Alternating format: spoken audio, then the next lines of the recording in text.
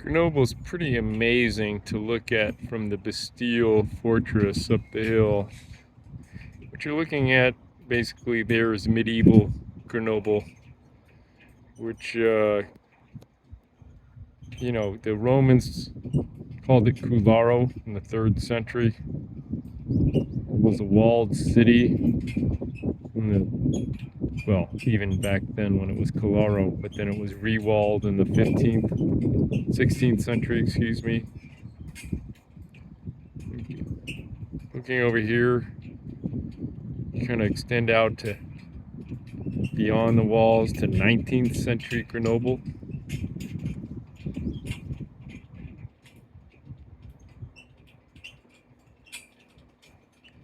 And then early 20th century Grenoble.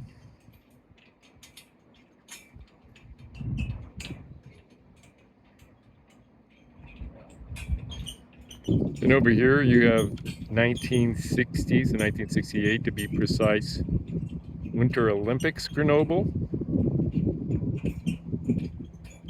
And then just looking off into the distance here, how beautiful is that? Over here you have the Vercors Mountains, mountain range, a famous World War II battle happened there.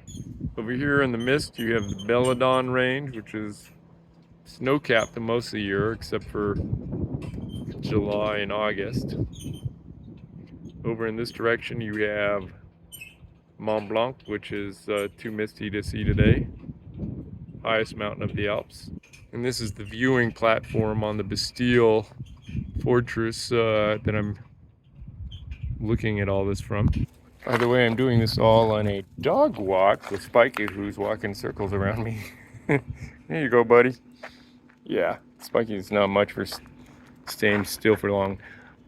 This is this cool Acro Bastille park where they have zip lines and cables, kind of an agility obstacle course kind of a thing.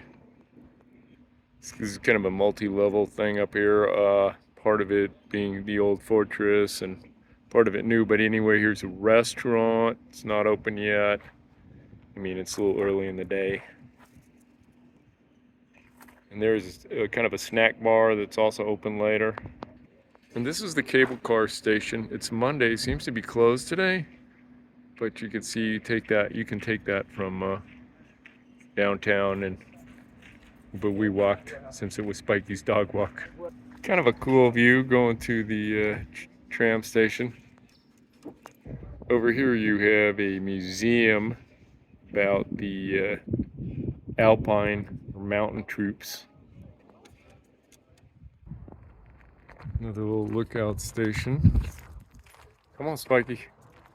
And then going over here, we have the most modern part of Grenoble. A lot of the scientific high-tech companies are over here.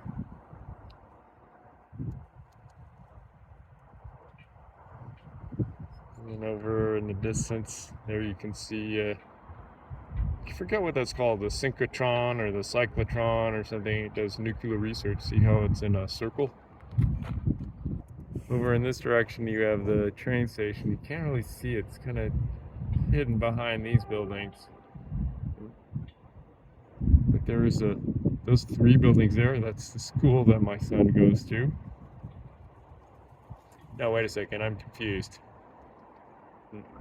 It's these 3 buildings. Now, it looks like actually 4 buildings and an addition, so it's 5 buildings. Isn't that cool? Super modern. Site Scolaire International. It's this international school. It's a public school. Very highly regarded. Looking back at part of the fortifications that have been adaptively reused. Spikey's going to take us back to the Bastille platform because I just thought of something else I want to show you up there. Taking the circular stairs up. There's an elevator too.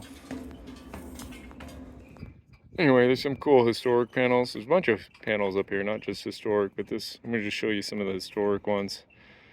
This was about the 15th century construction of these fortifications. Fortifications de la Bastille, ordered by this guy, Francois de Bon de Guiers, Duc de Lesdiguières, 1542 to 1626. And then early in the 19th century, the fortifications were rebuilt and added on to by a guy named General Axo, who was a guy was one of Napoleon's generals for a time. This shows how he expanded and rebuilt the walls around the city as well. This panel talks about how only a few decades later the fortifications were considered obsolete because of the improvements in the cannon as a result of scored barrels that allowed and explosive projectiles that could do a lot more damage from a lot further distance. This panel talks about a bunch of different things, but one of the things was the various versions of the tram that comes up here. This panel talks about sort of the industrial development of Grenoble. It was a glove-making center in the 19th and early 20th century. Here's a closer look via the panel of the synchrotron. I was confused whether it was called synchrotron or cyclotron. There's a cyclotron over in Switzerland. This is the synchrotron. This panel shows how Grenoble looked in 1861 and the growth by 1900 and the growth by 1925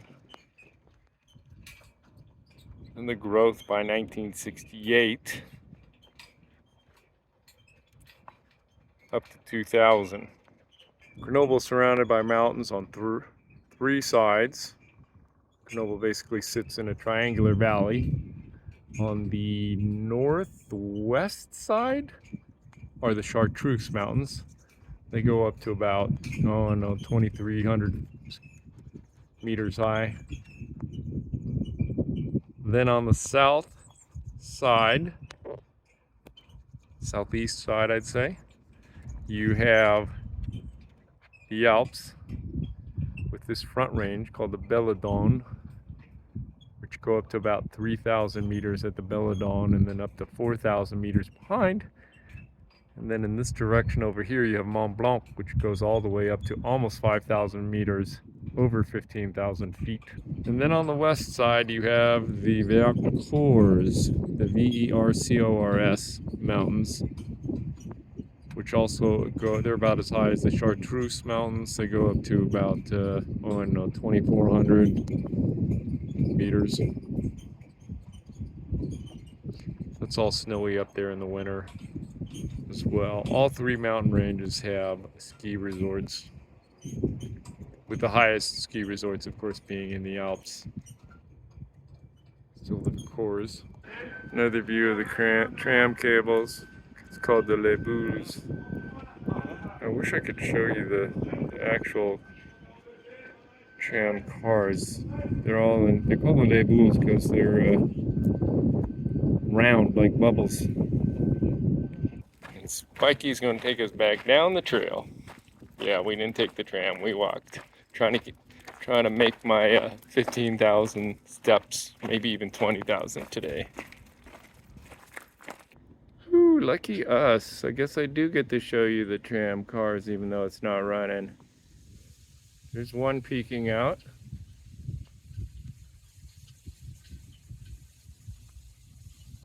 Here's another view. Love how it's integrated into the old fortress walls.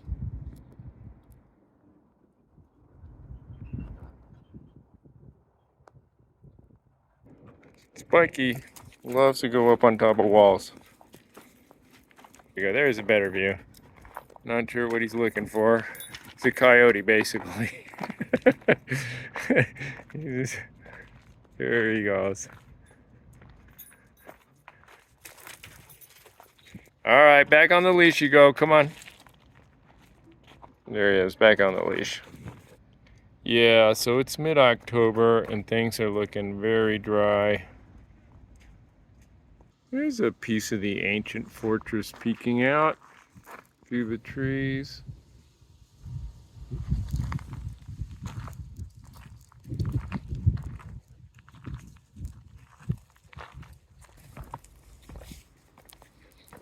And then in here we have a little workout station. And behind it is what used to be where they stored ammo and explosives. What do they call them? A powder something or other. Powder storage or powder magazine, I think. Yeah, anyway, as I was saying, it's mid-October. The temperatures are still getting into the 80s. And I should be seeing fall colors, but instead I'm seeing dry brush and even some dead trees. Climate change is really doing a number to this area. Anyway, before I get too negative and Debbie Downer, this is probably a good place to end the video. Oh, maybe not quite yet. There's so many cool little things about this trail. And it's like so close to downtown. I mean, people just basically, like we did, just walk out of their apartment, take the dog for a walk, and you're in this total cool nature mountainous area mixed with history. It's like cool midway fortified wall, the mountains and the city in the background, and the ever-present graffiti. Off-putting when we first came to Grenoble, but now we don't mind it. The graffiti's okay, the tagging's not so. It still is a bother. This is a cool view, I think. See if we can get that little lookout tower there that's been painted bright colors.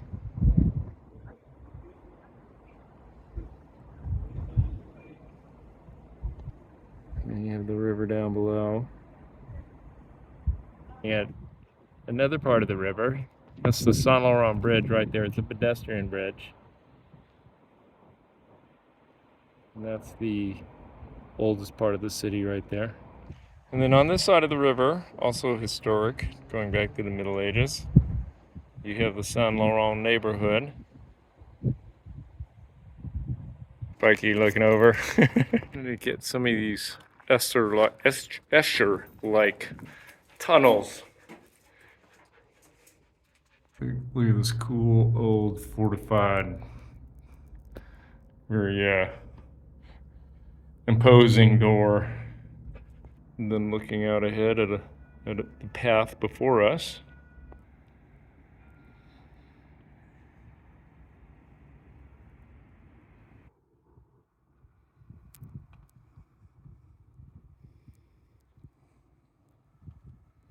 Isn't that cool? Isn't that amazing?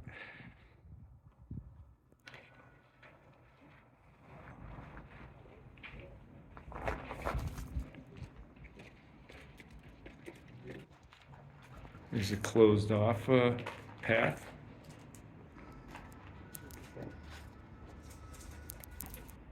And that's the route we continue down. We'll peek through the window here as we proceed to descend. Where we just came out of to where we are. Then looking out at the lookout. At this point, you kind of have a choice between taking the trail all the way, the rest of the way down, or taking stairs.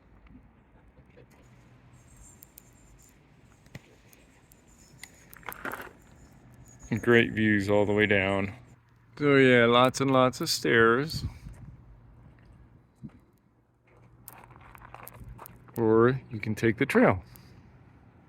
So as one of my viewers mentioned, Grenoble is kind of thought of as the ugly duckling, quote unquote, of France. It's much underappreciated by tourists.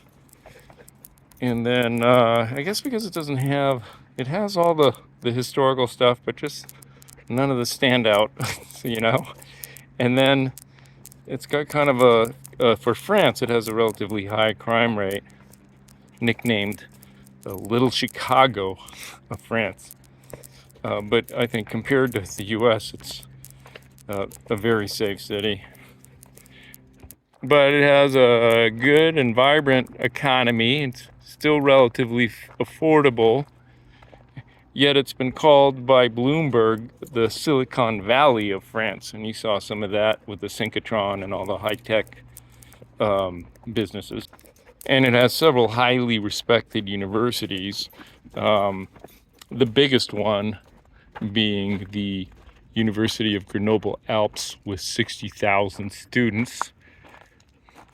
And then there's also the, oh, what is it called? It's like this business, the École de Management or something like Management, the business school. So, you know, same old story, you know, high tech, big research universities, public universities especially, tend to attract high tech businesses.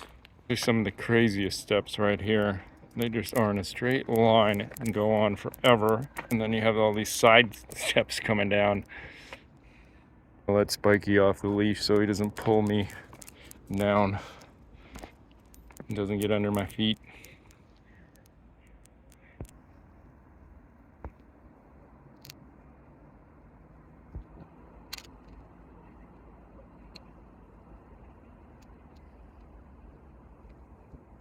So yeah, obviously that previous ending is a joke at this point. I sometimes just don't know when to shut up. So I think this might be a good point. And I'm going to just try to upload this thing raw with none of the editing, none of the music, no intro, outro, and see how it goes. Since it was a very impromptu kind of filming and talk. So, au revoir, bonne journée, and à bientôt.